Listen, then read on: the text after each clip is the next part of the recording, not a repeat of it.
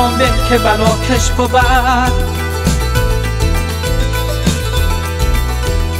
عود همان به که در آتش بود. جام جفا باشد دشوار خوار، چون ز کف دوست بود خوش بود. زر بنوش از قدحی کان قدح، از کرم و لطف منقش بود. عشق خلیل است در میان، غم مخور از زیر تو آتش بود. دیدن روی تو هم از بام داد، درد مرا بین که چه آرام داد. در دل عشاق چه آتش فکن، جانب اسرار چه پیغام داد. چون ز سر لطف مرا پیش خواند، جان مرا باده بی جام داد.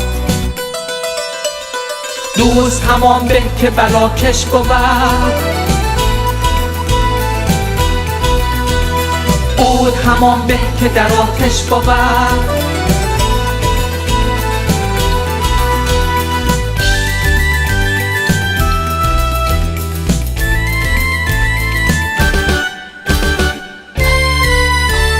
از سوی دل لشکر جان آمدم، لشکر پیدا و نهان آمدن. جامعه صبر من از آن چاک شد، که از ره جان جامه در آن آمدن. هرچه عیان بود نهان آمدن، هرچه نهان بود عیان آمدن. هرچه نشان داشت نشانش نمان، هرچه نشان نیست نشان آمدن. دوست همان به که بلاکش بود. عود همان به که در آتش بود.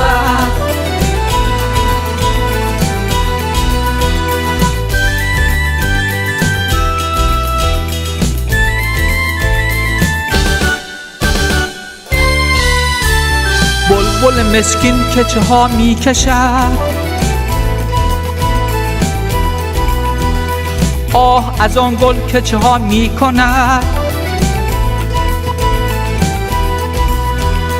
گوید بلبل که گلان شیوه ها، بهر من بی سر و پا می کند. دست برآورده به زاری چنار، با تو بگویم چه دعا می کند. گرچه خزان کرد جفاها بسی، بین که بهاران چه وفا می کند. فصل خزان آنچه به تاراج برد، فصل بهار آمد ادا می کند.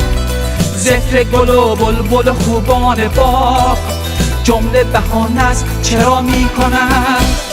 غیرت عشق است وگرنه زبان، شهر عنایات خدا می کند.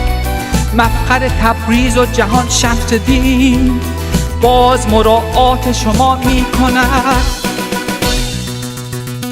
دوست همان به که بلاکش بود. عود همان به که در آتش بود. دوست همان به که بلاکش بود.